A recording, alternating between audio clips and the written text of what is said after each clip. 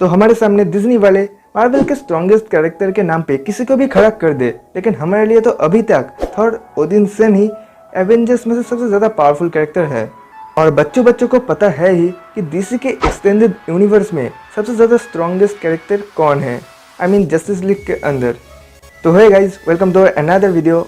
और आज के इस वीडियो में हम इन्हीं दोनों कैरेक्टर्स को कंपेयर करेंगे और देखेंगे कि अगर ये दोनों कैरेक्टर्स कभी एक दूसरे के दुश्मन बन गए, जो कि एक पूरी तरह से इम्पॉसिबल सा चीज़ है, लेकिन फिर भी मान के चलो कि अगर हमें ऐसा कोई सिनेरियो देखने के लिए मिला तो उस बैटल का विनर कौन होगा।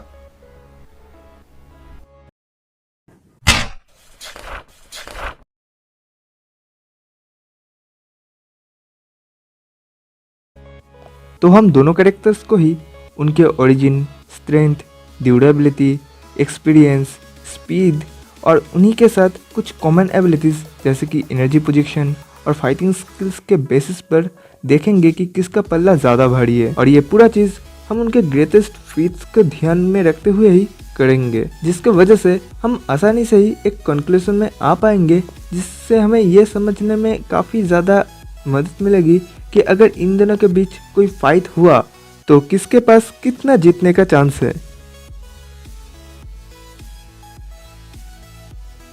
तो सुपरमैन एक क्रिप्टोनियन है जो प्लेनेट क्रिप्टन से बिलोंग करता है, लेकिन प्लेनेट क्रिप्टन तबाह होने के पहले ही उसे सेफली अर्थ में भेज दिया गया था। और इस टाइम पर वो एक बच्चा था। तो अर्थ में आने के बाद वो किसी भी अर्थ के नॉर्मल बच्चे की तरह ही अपना लाइफ गुजारने लगा, लेकिन एक क्रिप्टोनियन होने के वजह से सन से आए हुए रेडिएशन को ऑब्जर्व करके वो खुद को गॉड लेवल पावरफुल बना लेकर आए।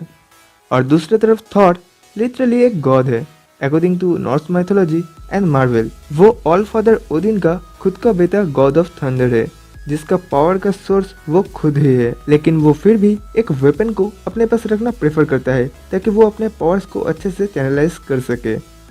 तो अब कुछ लोगों को लग सकता है कि सारे एसगार्डियंस तो एलियन रेस से बिलोंग करते हैं जो बस 5000 से ज़्यादा जीते हैं, तो मैं इन्हें एक्चुअल गॉड कैसे मान सकता हूँ। तो मैं आपके जानकारी के लिए बता देता हूँ कि मार्वल यूनिवर्स में जितने भी गॉड्स एग्जिस्ट करते हैं वो सभी एग्जिस्टेंस में आए थे द गॉड ईटर एटम के वजह से, जिसके बारे में हम किसी और वीडियो में डिटेल्स में बात करेंगे अगर आप इंटरेस्टेड हो तो बेसिकली मार्वल यूनिवर्स में जितने भी एसगार्डियंस, ओलंपियन और दूसरे रिलीजियन के गॉड्स एग्जिस्ट करते हैं वो सभी असल में ही उस यूनिवर्स के गॉड्स है। वरना आप ही सोचो कि ऐसा एक सिविलाइजेशन कैसे एग्जिस्ट कर सकता है। आप एग्जिस्ट करना तो छोड़ो, ये जो पूरा एसगार्ड जिस लोकेशन पे है वो ना ही कोई प्लेनेट है और ना ही कोई मून और ना ही कोई सैटेलाइट, और ऊपर से ये जगह पर फिजिक्स का कोई भी लॉ अप्लाई होता भी नहीं है। तो आई थिंक अब आपको थॉर के गॉड होने के लेकर सारे डाउट्स क्लियर हो चुके हैं।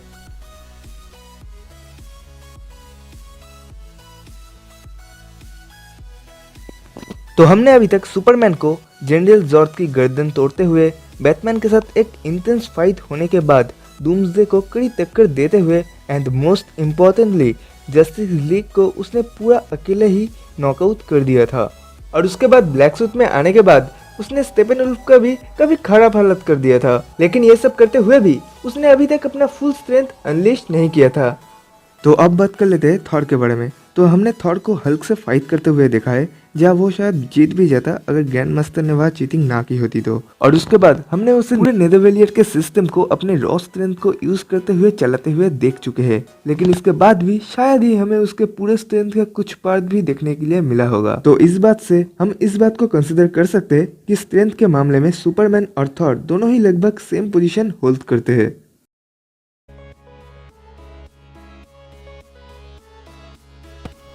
तो हमने अभी तक सुपरमैन को जनरल जॉर्ज से, डूम्सडे से और स्टेपेनवुल्फ से अटैक्स खाते हुए देख चुके हैं, जो कि कोई भी छोटा मोटा अटैक नहीं था, लेकिन फिर भी सुपरमैन उन सब से काफ़ी अच्छी तरह से डील कर लिया था।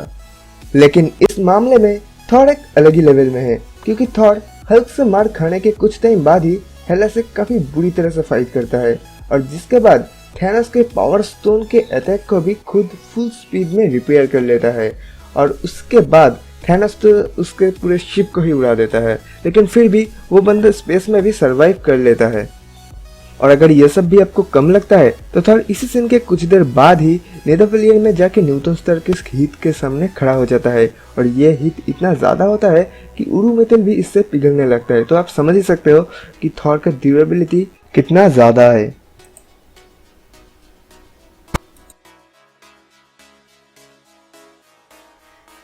तो एक बैटल में एक्सपीरियंस काफ़ी ज़्यादा इम्पोर्टेंट चीज़ होता है, क्योंकि अगर आपके पास आपके ओपोनेंट से कम एक्सपीरियंस है तो आप आसान से एक लड़ाई भी हार सकते हो लैक ऑफ एक्सपीरियंस की वजह से, सिर्फ और सिर्फ। और इस मामले में भी थॉर काफ़ी अच्छी तरह से बाजी मार जाता है, क्योंकि सुपरमैन ने अभी तक बस जनरल जॉर्ड, बैटमैन, डूम्सडे और स्टेफनवुल्फ से ही लड़ाई किया है। लेकिन दूसरी तरफ थॉर का एज 1500 साल है और इन 1500 सालों में उसने इतना फाइट किया होगा जितना उसे अब याद भी नहीं होगा।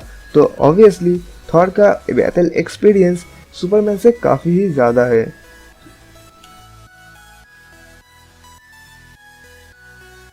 तो हमें अभी तक थॉर के स्पीड के बारे में ज्यादा कुछ तो बताया नहीं गया है, लेकिन थॉर रैग्नारोक के ओपनिंग सीन में हमें थॉर को म्योनिर की मदद से साउंड से ज्यादा स्पीड में ट्रैवल करते हुए दिखाया गया था।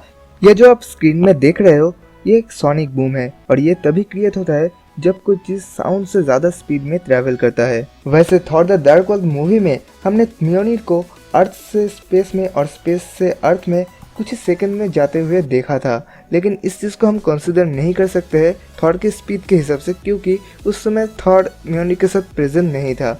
और स्ट्रॉमब्रेकर आने के बाद से थॉर बाइफ्रॉस्ट को भी समन कर सकता है, ये बात मुझे पता है, लेकिन एक फाइट को जीतने के लिए, स्पेशली एक 1v1 फाइट को जीतने के लिए बाइफ्रॉस्ट यूज नहीं किया जाता है। तो इस मामले में हम बाइफ्रॉस्ट को भी थॉर के स्पीड के हिसाब से कंसिडर नहीं कर सकते हैं। तो अगर अब हम सुपरमैन की बात करें तो सुपरमैन का स्पीड द फ्लैश और शज़ैम से थोड़ा सा कम है, लेकिन इसके बाद भी वो साउंड के स्पीड से 3 से 4 गुना ज्यादा फास्ट है और इसी वजह से ऑब्वियसली वो थॉर से भी काफी ज्यादा ही फास्ट है।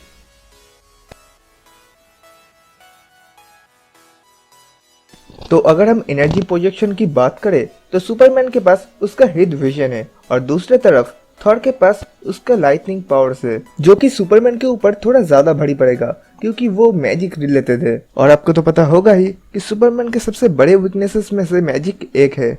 और दूसरी तरफ सुपरमैन के हिट विजन थॉर के ऊपर उतना ज्यादा असर नहीं कर पाएगा, क्योंकि हमने पहले ही देखा है कि थॉर पावर स्टोन के अटैक से भी कैसे बच रहा था।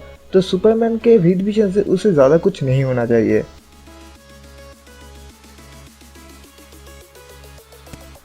तो फाइटिंग स्किल्स के मामले में थॉर काफी ज्यादा पावरफुल है। हमने थॉर को बिना पावर्स के भी शील्ड के टॉप रैंक गार्ड्स से लड़ते हुए देखा था, जो कि उसके फाइटिंग स्किल्स को दर्शाता है। लेकिन दूसरी तरफ सुपरमैन वर्सेस जॉर्ड वाले फाइट में हम इस चीज को नोटिस कर लिया था कि बैटल एक्सपीरियंस सुपरमैन का काफी ज्यादा कम है अगर हम उसके एक्सपीरियंस को थॉर के एक्सपीरियंस के साथ कंपेयर करें तो। और कॉमिक्स की तरह अभी तक हमारे हेनरी कैविल के DCEU के सुपरमैन ने बैटमैन से ट्रेनिंग नहीं लिया है, तो हम ये मान के चल सकते हैं कि सुपरमैन का फाइटिंग स्किल्स अभी भी अंडर डेवलपमेंट में है।